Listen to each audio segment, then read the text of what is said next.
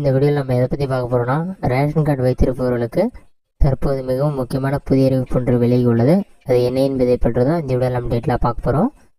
Ration card மூலமாக அரிசி, பருப்பு, கோதுமை மற்றும் சர்க்கரை போன்ற அடிப்படை உணவுப் பொருட்களை வாங்குவது மிகவும் எளிதாக இருக்கிறது. ஆனால் இதற்கான சலுகைகளை பெற ரேஷன் கார்டு வைத்திருக்கும் குடும்பங்கள் சில நிபந்தனைகளை பின்பற்ற வேண்டும். இவற்றில் ஒன்று, தற்போது நடைமுறையில் உள்ள KYC சரிபார்ப்பை முடித்துவிட வேண்டியதாகும்.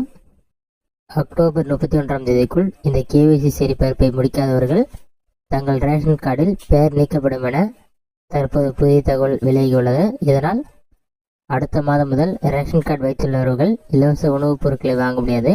இதைத் தொடர்ந்து அரசு நடவடிக்கை எடுத்து தகுதியற்ற பயனாளர்களை பட்டியலிருந்து நீக்க முயற்சி செய்து வருகிறது. ரேஷன் கார்டு வழியாக கிடைக்கும் நலத்திட்ட உதவிகள், குறிப்பாக மகளிர் உரிமை தொகை போன்ற திட்டங்களில் பங்காற்றுவதற்கும் முக்கியமானவை. எனவே மக்கள் மிகுந்த கவனத்துடன் இந்த அப்டேட்டை முடிக்க வேண்டும். ரேஷன் கார்டு பராமரிப்புக்கான விதிமுறைகள் மாறுபட்டு போகக்கூடியது மற்றும் அரசாங்கம் அவற்றை பின்பற்றும் நபர்களுக்கு மட்டுமே உதவிகளை வழங்கும்.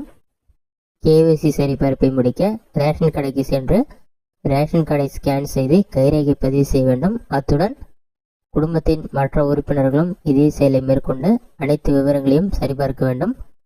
அக்டோபர் 31ஆம் தேதிக்குள் இந்த வேலையை முடிக்க வேண்டும். இதற்கிடையில் அரசு ஏற்கனவே லட்சக்கணக்கான ரேஷன் கார்டுகளை ரத்து செய்துவிட்டது. திருமணம் செய்தவர்கள், முகவரியை மாற்றியவர்கள் மற்றும் இறந்து போனவர்களின் பெயர்களை ரேஷன் கார்டு பட்டியலிருந்து நீக்குவதற்கான நடவடிக்கைகள் தொடர்ந்து நடைபெற்று வருகிறது. எனவே ரேஷன் கார்டு மூலம் பொருட்களை தொடர்ந்து பெற விரும்புபவர்கள் உடனடியாக இந்த KYC முடிக்க வேண்டும் என்று கூறப்பட்டுள்ளது.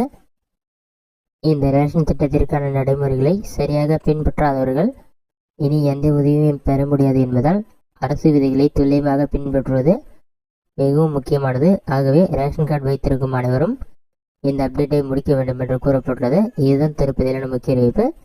இதில் என்ன சொல்லியிருக்காங்கன்னா, ரேஷன் கார்டு வைத்திருப்பவர் கண்டிப்பாக அவங்களுடைய குடும்பத்தில் இருக்கும் நபர்கள் அனைவரும் ஒரு முறையாவது ரேஷன் கடைக்கு சென்று அவர்களுடைய விரலை பதிவு செய்து பொருட்கள் வாங்கி இருக்க வேண்டும்.